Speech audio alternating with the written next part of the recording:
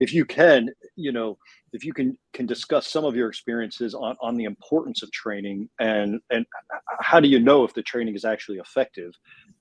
What types of training you want to put out, and who should actually receive that training?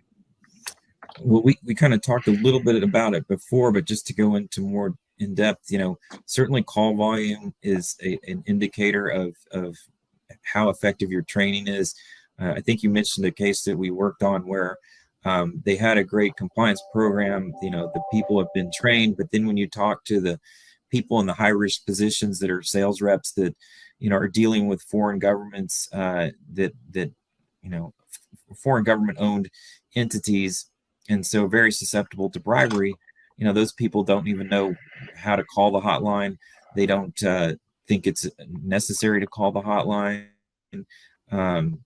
Especially if it's based on rumors.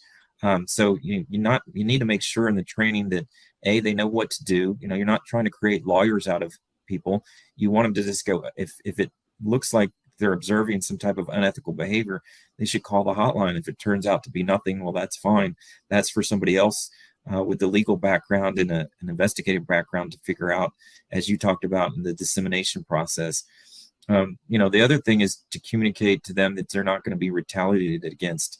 So your training should focus on, we encourage people to come forward. There's, it's against our policy to retaliate against the employees.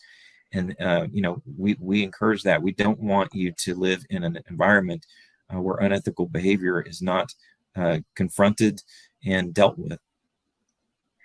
Mark, you mentioned training for high risk employees. You touched on that, and I think one of your hallmarks has been scenario based training. What does that mean? And and you've done both. Would you recommend face to face, or something like we're doing now, where we're doing live feeds over the internet?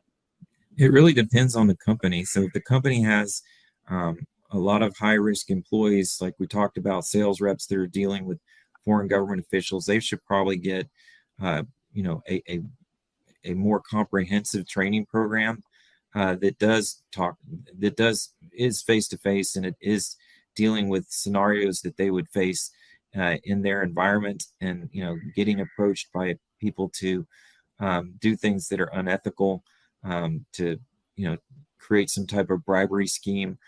So they need to be familiar with the types of scenarios that they're going to face, and so that's another type of training that's more for also administrators that are approving transactions by the sales force that are dealing with foreign governments.